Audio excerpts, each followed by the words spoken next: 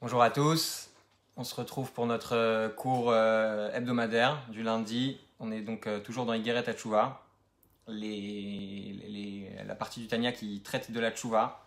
On est au chapitre 7, la deuxième partie. Et aujourd'hui, on va parler de ces actes qui nous paraissent si insignifiants. Vous savez, c'est toutes ces petites choses, toutes ces choses que quand on les fait ou quand on voit les autres le faire, on dit bon, ça va, c'est pas si grave, c'est pas si important. Il y a des choses plus importantes que ça. Moi, je me contente du minimum, etc. Et qu'est-ce que ça change? Et de toute façon, etc. Rappelez-vous, la semaine dernière, on avait parlé de la gravité des grandes choses. Et que quand on fait des choses qui sont graves, ça nous sépare de Dieu et qu'on coupait le contact avec Dieu. Cette semaine, on va explorer un peu les actions simples, les choses qui ont l'air a priori petites, qui ont l'air a priori pas importantes. Et on va voir que dans ces petites choses, en réalité, elles sont très très importantes et il faut y faire attention aussi. Alors, on va commencer par une petite histoire, c'est une parabole très sympathique. C'est un homme qui achète une villa et en achetant sa villa, il a... ce qui se passe, c'est que il y a quelqu'un qui veut absolument acheter la villa avec lui. Et il refuse de partager cette villa, c'est la sienne. Il veut pas. L'autre il lui dit écoutez, vendez-moi au moins le jardin. Il dit non, c'est pas possible, c'est pour ma famille, etc. Il dit non, alors au moins la cabane au fond du jardin. Il dit non, je peux pas. Et le type il revient à la charge tous les jours. Et bon, à la fin, il lui dit écoutez, vous voulez pas me vendre le jardin, vous voulez pas me vendre la maison au bout du jardin, vous voulez pas me donner même une chambre, vous voulez pas, mais laissez-moi planter un clou et vous me vendez juste ce clou. Alors l'autre, il en peut plus, il dit bon, si c'est le moyen de me débarrasser de ce type, ok, on va lui donner son clou, on va lui donner ce qu'il veut et au moins il va nous laisser tranquille. Ok, très bien. Il lui donne son clou. Et il fait un contrat, vous avez ce clou, vous pouvez vous poser vos affaires, etc. Machin. Allez, bonne journée. Il claque la porte et il se dit au moins je me suis débarrassé, je lui ai donné ce qu'il voulait, etc. Un quart d'heure plus tard, ça sonne à la porte. Il ouvre la porte. Bonjour. Oui, bonjour. Oui, qu'est-ce que vous voulez? Il dit bah je suis venu poser ma veste et mon manteau sur le clou. Ah d'accord, très bien. Il vient, il pose sa veste, il repart. Un quart d'heure après, il revient. Bah, je viens la récupérer. Ah, ok, bon. Il revient encore après, une fois, deux fois, trois fois, quatre fois. L'autre, il devient fou, il dit, écoute, regarde, je t'ai fait une deuxième entrée. Tu viens, tu rentres, tu sors quand tu veux. Ok? Comme ça, au moins, voilà, ton clou, tu l'utilises à ta guise, à l'heure que tu veux, quand tu veux, juste laisse-moi tranquille. Très bien. L'autre, il est tout content, il a eu ce qu'il voulait. Il a son entrée personnelle maintenant. Il va chercher ses affaires sur son clou. Il vient, il fait des allers-retours toute la journée. Et avec le temps, il amène ses amis, il va danser autour du clou, il fait des barbecues avec le clou. Et avec le temps, l'autre, il en peut plus. Les nuisances, c'est juste plus possible, quoi. Et du coup, ce qui se passe, c'est qu'avec le temps, il finit par lui vendre le sous-sol. Et vous l'avez compris, avec le temps, il finit carrément par lui vendre toute la maison. Et il finit par s'en aller. Alors, le message, c'est quoi? Le message, il est très simple. On pense que céder sur un petit détail, bah, c'est pas grand-chose. C'est juste ça. C'est juste aujourd'hui et c'est juste ce petit détail, etc. Et en réalité, très souvent, ce qui va se passer, c'est que c'est ce petit détail qui va prendre beaucoup d'ampleur. Vous savez, comme on dit à une Brit Mila, on dit Zéa Katan Gadolié. Ce petit-là va devenir grand. Et donc aujourd'hui, on va séparer notre cours en trois parties. La première, on va parler de l'importance des petites actions, de la gravité et de l'importance. Parce qu'on va parler de la force des petites actions négatives et on va parler bien sûr de la force des petites actions qui sont positives. On va parler aussi des mauvaises habitudes et on va finir par parler comment est-ce que ces actions ont un impact au niveau spirituel dans notre service avec Dieu. Alors, comme on a dit au début du cours, dans les cours précédents, on avait parlé essentiellement de l'impact qu'avaient les actions graves Et aujourd'hui, on va parler de l'impact qu'ont les petites actions. Donc voilà. C'est quoi le problème dans les petites actions? Donc, comme on l'a dit, même David Ameller, roi David dans le Teilim, il dit j'ai peur, il dit comme ça, Lama ira bimera, avon akeva yesu beni. De quoi est-ce que j'ai peur? J'ai peur que peut-être j'ai pas porté assez d'attention sur les petites actions. J'ai peur que peut-être j'ai négligé certaines choses, certains aspects du comportement. Et ce qu'on se rend pas compte, c'est que souvent, les petites actions, c'est la porte d'entrée du Yetzer Hara. Le Yetzer Hara, il ne nous demande pas, vous savez, il ne va pas nous demander du jour au lendemain, si on fait Shabbat, il va pas nous dire tout de suite transgresse Shabbat. Si on a l'habitude de manger toujours kasher, il va pas nous dire va manger pas kasher. Non, il va nous dire regarde, ça c'est juste du poisson, va dans tel restaurant, t'inquiète pas, etc. Il va trouver la faille. Une fois qu'il a trouvé la faille, vous savez, quand on s'habitue à faire quelque chose, une fois qu'on est habitué, on en fait une deuxième, on en fait une troisième, et c'est comme ça que le Yetzer Hara, il nous attrape. Alors, la deuxième chose, c'est que on avait expliqué qu'en fait, notre lien avec Dieu, il est séparé en 613 petits fils. Et donc automatiquement, quand on fait une petite faute, en réalité, on coupe un fil avec Dieu. Mais imaginez-vous qu'on a fait plusieurs petites fautes. On a coupé comme une grande corde, comme une grande partie. Donc ça veut dire que même si on n'a pas fait quelque chose de grand qui va nous séparer complètement, mais c'est faire des petites choses à force, ça va faire comme une grande coupure. Je vous donne un exemple. Même si on a fait plusieurs petites fautes qui sont différentes les unes des autres, avec le temps, ça va arriver à quelque chose de grand. Et je vais vous donner un exemple. C'est écrit dans les prophètes, c'est ce que l'Admorazaken il amène dans le Tanya, que c'est comme les nuages. Ouais. Prenez un crayon et vous dessinez du gris. D'accord? Vous faites un trait gris. Refaites un autre trait gris dessus. Et encore un autre trait gris dessus. À la fin, ce sera noir. Enfin, ce ne sera pas noir, mais ce sera gris très très très foncé. Ça veut dire que plusieurs petites actions qui sont mauvaises vont avoir finalement l'équivalent de quelque chose, d'une grande faute quelque part.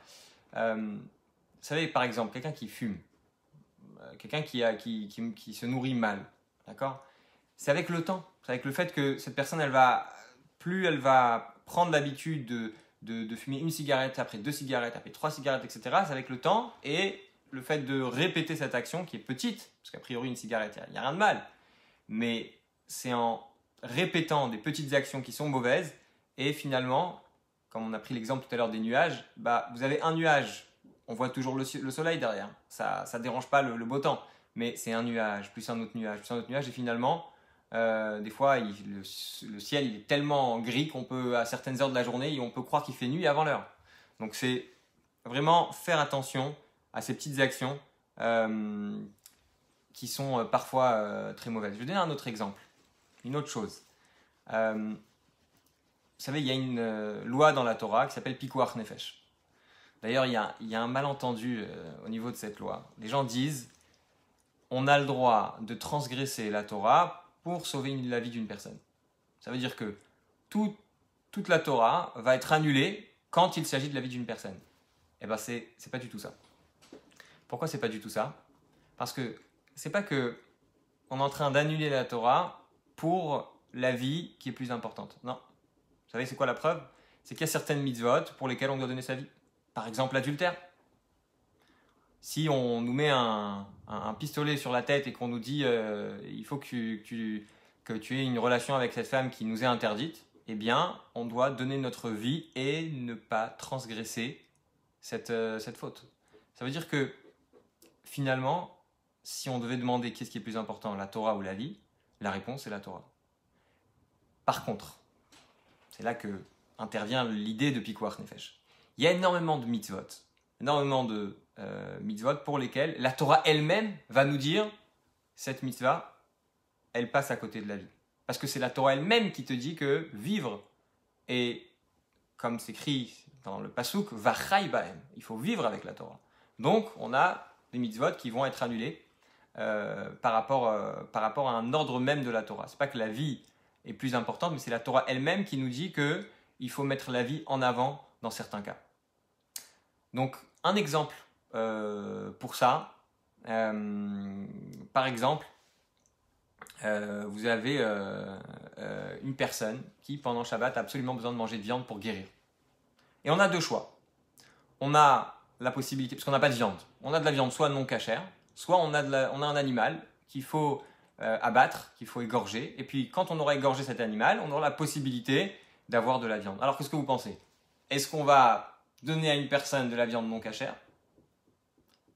C'est interdit, mais concrètement, le fait d'abattre un animal pendant Shabbat de manière avec la shrita, etc., de manière cachère, c'est aussi interdit. Donc qu'est-ce qu'on va préférer? Est-ce qu'on va préférer donner à quelqu'un à manger qui est de la nourriture pas cachère, ou de l'autre côté, on va dire à quelqu'un transgresse le Shabbat et fait la shrita à un animal? Alors, contre toute attente, la réponse c'est on va faire la shrita et on va donner à cette personne à manger cachère. Pourquoi? C'est très simple. Quand une personne fait la shrita, elle a fait la avera une fois.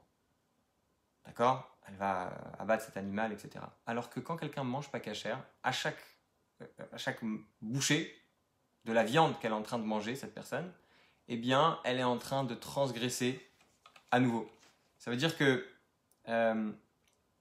quand bien même c'est grave de manger non cachère, quand bien même c'est grave d'abattre un animal pendant Shabbat, c'est encore plus grave de manger non cachère parce qu'à chaque bouchée, on va répéter la chose. Et ça veut dire que c'est un peu l'idée qu'on explique depuis le début. C'est une petite action, certes, mais on va la répéter, la répéter, la répéter, la répéter. Et quand on la répète, c'est ça qui fait encore pire. Donc on préfère faire une grande faute quelque part une fois plutôt que répéter une petite action plusieurs fois. Et vous savez, le rabbi l'avait raconté une fois aussi, parce qu'on a dit qu'on allait parler de la force et de la gravité des petites actions et qu'on allait parler aussi de la force et de la gravité des bonnes actions. Le rabbi avait parlé une fois, après avoir lancé la campagne des bougies de Shabbat. Le rabbi avait raconté qu'il y avait une petite fille qui était rentrée à la maison et qui avait dit à sa maman « Maman, je vais allumer les bougies de Shabbat ». Alors bon, pourquoi pas? Les bougies, tout le monde... on approche de la fête de Hanouka, je pense que c'est une des fêtes qui est les plus gardées, c'est une des fêtes qui est les plus faciles, les plus abordables. Et allumer des bougies, c'est quelque chose de très facile. Tous les Shabbats, on peut allumer des bougies. Donc la mère a dit pourquoi pas, vas-y, allume les bougies. Le premier Shabbat, la petite fille allumait les bougies seule. Le deuxième, sa mère, en voyant sa fille allumer, s'est dit bon, si elle allume, moi aussi je vais allumer. Et puis finalement, on a décidé que s'il y avait des bougies de Shabbat sur la table, il fallait peut-être aussi avoir une table de Shabbat. On s'est dit que c'était pas très beau d'avoir une télévision allumée en face d'une table de Shabbat, et petit à petit, toute la famille a commencé à faire Shabbat. Donc, il ne faut pas négliger les petites actions, il ne faut pas négliger les petits sourires, il ne faut pas négliger toutes ces petites choses, parce que finalement, c'est peut-être ça qui va nous amener à faire de grandes choses. Donc ça, c'est pour la première partie. La deuxième partie, c'est de réaliser qu'en fait, c'est pas seulement le cumul qui fait qu'une petite chose est mauvaise, mais même les petites choses ont parfois une gravité insoupçonnée. En réalité, dans la Gemara, c'est rapporté sur plusieurs petites choses. Encore une fois, c'est des choses qui nous paraissent petites. Et la Gemara, elle explique comme quoi ces choses en fait sont graves et ces choses ont un impact très très fort. Je vais vous donner un exemple. On va prendre ensemble. Le premier exemple, c'est le fait de ne pas donner la tzedaka. On a parfois autour de nous des gens qui ont besoin de tzedaka. Alors, vous allez me dire, bon, mais moi, j'ai pas les moyens, je donne déjà le maaser, je donne déjà 10%, etc. Alors, on ne parle pas forcément de donner de l'argent ici. Pas seulement question d'argent. Bien sûr, on doit aider les pauvres, etc. avec notre argent, mais il n'y a pas que l'argent. On a la possibilité d'aider quelqu'un. On voit que quelqu'un est dans le besoin. On voit que quelqu'un, parfois, a des difficultés dans un domaine ou un autre. Est-ce qu'on a essayé de lui tendre la main? Est-ce qu'on a essayé d'aller vers lui? Est-ce qu'on a essayé de l'aider, tout simplement? Est-ce qu'on a essayé de l'aider? Et la tzedaka, c'est pas seulement quand quelqu'un nous demande, c'est aussi quand les gens ne nous le demandent pas. Et j'ai envie de dire, ceux qui en ont le plus besoin, très souvent, en tout cas c'est ce que je vois à titre personnel assez souvent, c'est que ceux qui en ont le plus de besoin ne nous le demandent pas. Et c'est parfois à nous d'aller tendre la main vers l'autre et d'essayer de le trouver là où il est. Et quand on n'aurait pas fait, eh ben c'est considéré comme, vous savez, c'est écrit dans la Torah, l'otitalam. Il ne faut pas fermer les yeux devant ce qui se présente devant nous. L'otéamet set levavecha. C'est toutes ces phrases viennent nous apporter l'importance de la tzedaka, et quelque part c'est écrit dans la Gemara que quand on ferme les yeux devant la tzedaka, quand on ferme les yeux, encore une fois, je ne parle pas forcément de tzedaka d'argent, mais quand on voit un besoin devant nous, on est conscient que telle et telle personne dans notre entourage, elle a besoin d'aide parce que dans son couple ça ne va pas, elle a besoin d'aide parce que à la maison elle a quelques travaux à faire et moi je sais faire des travaux, etc. On a tous des compétences, on a tous des qualités à apporter aux autres. Eh bien, quand on est conscient de ces choses et qu'on ne le fait pas, la Torah nous dit c'est comme de l'idolâtrie. C'est comme la grande faute dans la Torah de l'idolâtrie. Donc c'est très important de ne pas négliger les petites choses, parce que parfois derrière une petite chose, vous allez me dire, il m'a rien demandé. J'aurais été prêt, s'il me demandait, ben je l'aiderais. Et ben justement, il ne faut pas attendre qu'il nous demande, il faut y aller de notre côté. Un autre exemple, j'ai envie de dire classique, qui nous touche à chacun, parce que c'est rapporté, nos sages nous disent que personne n'en est épargné au quotidien, c'est bien sûr la shonara, parler mal. Malheureusement, notre langue glisse très facilement et on parle très facilement des autres. Et on dit que la shonara, c'est comparé à 3 grandes fautes. C'est en même temps l'idolâtrie, c'est en même temps l'adultère et c'est en même temps le comparé au meurtre. Donc vraiment à éviter. Mais parlons un peu de la shonara, parlons un peu de la gravité de cette faute. On a tous des choses qu'on aimerait cacher. On a tous des parties de nous qu'on aimerait ne pas divulguer à personne. On aimerait bien que personne ne connaisse notre petit jardin secret. Les défauts qui nous hantent, dont on aimerait se débarrasser. Et quelque part, quand on fait la shonara, on est en train de révéler aux autres les défauts de quelqu'un. Et ça, c'est terrible. Il faut y penser. On n'aimerait pas qu'on nous fasse pareil. Deuxième point sur la shonara qui est très important, c'est on est en train de juger quelqu'un en fonction des informations dont on dispose. On n'a jamais toutes les informations. On n'a jamais tous les éléments d'une affaire. Et il faut toujours avoir les deux parties. Vous savez, quand on parle de quelqu'un, on ne sait jamais ce qu'il a vécu, on ne sait jamais d'où il vient.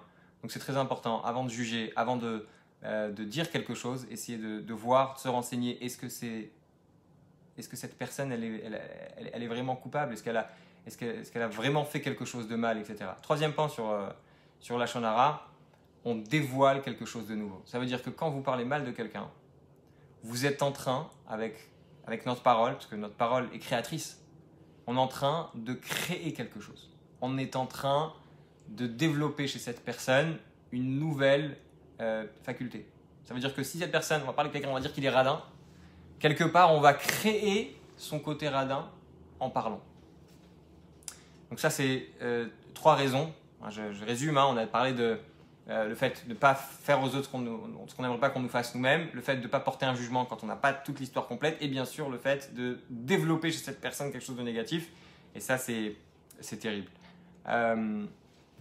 Encore un exemple d'une chose qui a l'air petite, qui est pourtant très très grave, c'est s'énerver. Alors la colère, c'est comparé à l'idolâtrie aussi dans la Gemara, parce que la colère c'est un manque d'émouna. Quand on s'énerve, c'est qu'on ne croit pas en Dieu. Pourquoi? La colère, c'est l'interprétation d'une situation en disant pourquoi moi? Pourquoi moi? Je ne mérite pas. Ça n'aurait pas dû m'arriver à moi.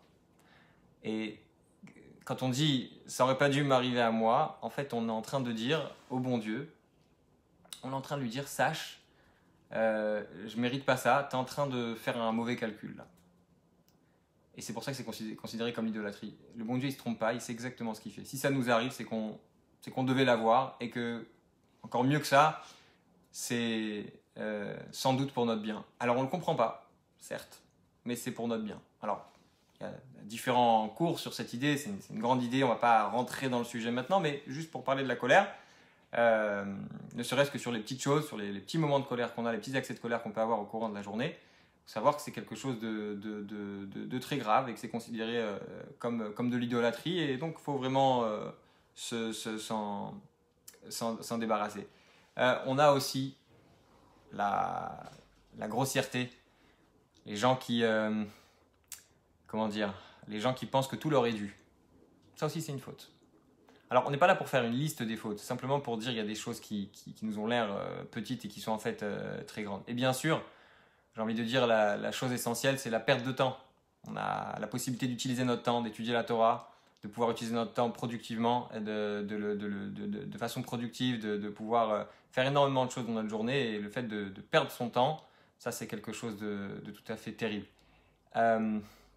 Ok, on va continuer. Ça c'est ce que l'Admor HaZaken il amène comme exemple, et on va continuer avec notre troisième partie. Il y a une prière, vous savez, on fait 3 prières par jour, Shacharit, Mincha et Arvit. Il y a une prière qui s'appelle la prière du Shema avant d'aller dormir. Et cette prière, elle est très très importante. Elle est composée dans Teilat Hashem. C'est pas partout pareil dans tous les Sidurim, en tout cas dans Teilat Hashem qui est le Sidur Chabad. On a à un moment donné un endroit où on dit que si dans ma journée j'ai touché le nom de Dieu, la lettre Yud du nom de Dieu, et puis si j'ai touché la lettre He du nom de Dieu, et si j'ai touché la lettre Vav, et si j'ai touché la lettre He, il y a 4 petits paragraphes. Vous pouvez regarder dans le site Teilat Hashem, qui est aujourd'hui traduit en français. 4 petits paragraphes où on dit, on demande à Dieu, si jamais on a touché une partie de son nom, eh bien qu'on soit puni en conséquence. On prend sur nous cette punition en disant cette prière. Et en réalité, quand on lit ça, on peut se poser la question, mais j'ai rien fait de grave aujourd'hui. Pourquoi je suis en train de lire une prière qui est en train de dire je reçois la punition du tribunal, etc. J'ai rien fait de grave aujourd'hui.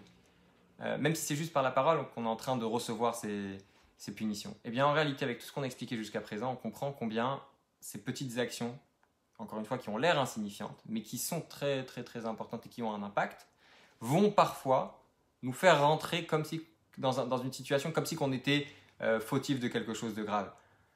On donne un exemple.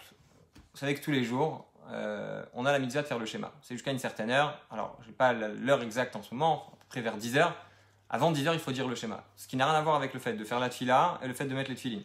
Ça veut dire que vous pouvez faire la tfila à 10 heures, mais il faut absolument lire le schéma avant une certaine heure. Encore une fois, je n'ai pas l'heure exacte. De toute façon, elle change tout le temps. Il faut vérifier dans les applications comme Kalji, etc. Vous pouvez avoir les horaires exacts de l'heure limite à laquelle on doit lire le schéma. Mais quelqu'un qui aurait raté le schéma, justement. D'accord ? Quelqu'un qui rate le schéma, on dit qu'il touche le nom de Dieu. Pourquoi ? Parce que la lettre Yud du nom de Dieu, c'est le point. Et c'est le point essentiel du juif. On en a parlé dans un de nos cours du dimanche. Le schéma, c'est l'idée de où tout va partir. Quand quelqu'un il rate les tefilines, il a touché la lettre E. La lettre E, c'est celle qui vient expliquer les choses. Et quand on met les tefilines, qu'est-ce qu'on fait ? On s'attache avec Dieu en soumettant notre intellect et nos sentiments à Dieu. Et donc, quand on a raté les tefilines, c'est la lettre E qui représente le côté du développement, le côté de Bina, comme on a pu l'expliquer dans différents cours. La lettre Vav, celle qui représente les sentiments. Les sentiments, ils sont illustrés par les tzitzit. Donc quelqu'un qui aurait raté les tzitzit, il va dire à la fin de sa journée, quand il parle à Dieu avant d'aller dormir, avant de faire le schéma, il parle des tzitzit en disant j'ai touché la lettre Vav, parce que la lettre Vav, c'est celle qui représente les tzitzit. Donc, c'est très important de ne pas négliger toutes ces choses qui ont l'air petites, mais encore une fois, qui peuvent avoir un impact très important. Vous savez, le rabbi ramenait souvent, encore une fois, pour parler de la note positive de tout ce qu'on a dit, le rabbi rappelait souvent cette idée. En tout cas, on l'entend très souvent. Quand on va approcher quelqu'un de la Torah, des fois on se dit, est-ce que je ne devrais pas commencer par les bases? Est-ce que je ne devrais pas commencer par des choses simples? Est-ce que je ne devrais pas commencer par des choses qui sont évidentes pour tout le monde? On ne va pas aller rapprocher quelqu'un en lui parlant de quelque chose d'assez sophistiqué, de raffiné dans Torah Mitzvot. On va commencer par des choses simples. Commencer par des choses simples qui puissent déjà apprendre à lire, qui comprennent un peu ce qu'il fait, etc. Le rabbi dit que, au contraire, quand on veut rapprocher quelqu'un, il ne faut pas réfléchir à je vais choisir telle mitzvah, une autre mitzvah. Non, non. Donne-lui ce qui est à portée de main. Donne-lui ce que tu peux lui donner. Ah, c'est pas tellement cohérent, etc. C'est pas grave. Quelqu'un avait demandé au rabbi, mais je comprends pas comment on va mettre à quelqu'un une cravate alors qu'il n'a pas de chemise. C'est bizarre. Alors le rabbi dit, c'est très simple. Quelqu'un qui a une cravate et qui n'a pas de chemise, à partir du moment où il va se rendre compte que c'est pas normal d'avoir une cravate sans chemise, et une fois qu'il aura déjà la cravate, il va dire, bah, c'est évident, si j'ai une cravate, je dois avoir une chemise. Donc, quelque part, bien sûr éviter les mauvaises actions, bien sûr éviter ces petites choses qui ont l'air pas très importantes. Mais de l'autre côté, il faut miser sur les petites actions. Quand on fait une toute petite action, on fait une toute petite chose, eh bien, ça peut nous ramener énormément. Et vous avez peut-être entendu parler de cette idée qu'on appelle l'effet papillon. Quand on fait une petite chose ici, on ne sait pas du tout ce qu'on peut avoir comme influence. Je vais partager avec vous, finir avec vous sur une histoire personnelle. Il m'est arrivé un matin d'arriver à la synagogue où je prie au Bet Rabbah de Levallois. Et c'était un jour où il y avait une Brit Mila. Et il y a un père, le grand-père de l'enfant qui vient me voir et qui me dit comment allez-vous? C'est grâce à vous si on fait la Brit Mila ici. Je dis bon, d'accord, mais pourquoi j'ai rien fait qu'est-ce que j'ai fait de si spécial? Il m'a dit écoutez, un Shabbat, vous êtes venu vers nous, on est entré dans la synagogue et on est arrivé en retard. On avait raté Mincha et vous êtes venu vers nous, vous nous avez tendu un sidour et vous nous avez dit vous inquiétez pas, on va organiser une deuxième lecture dans le couloir pour ceux qui ont raté ou qui seraient arrivés en retard. Et quand j'ai vu cet accueil, j'ai dit à mon fils c'est ici qu'on fera la Brit Mila de ton fils qui va naître bientôt. Alors, des fois, on croit que donner un sidour à quelqu'un, lui faire un sourire, etc., il y a souvent des gens comme ça dans les synagogues, il y a souvent des gens comme ça autour de nous, aussi pas dans les synagogues, des gens qui ont besoin peut-être d'un sourire, qui ont besoin qu'on leur tienne une porte, qui ont besoin qu'on les aide à porter un sac avant de rentrer dans un ascenseur, qui ont besoin de choses qui ont l'air insignifiantes, et pourtant, qui ont une grande importance, et où vous allez peut-être changer la journée de cette personne avec une chose qui va rien vous coûter finalement, et qui va vous apporter finalement beaucoup de bien. Donc voilà, je pense que la décision qu'on peut prendre en sortant de ce cours, c'est essayer de se dire je ne vais pas négliger les petites choses de manière négative et je ne vais pas négliger surtout les petites choses de manière positive. Je vais essayer de faire des petites choses, pas des grandes choses. Voilà, bonne journée à tous et à la semaine prochaine si Dieu veut pour la suite.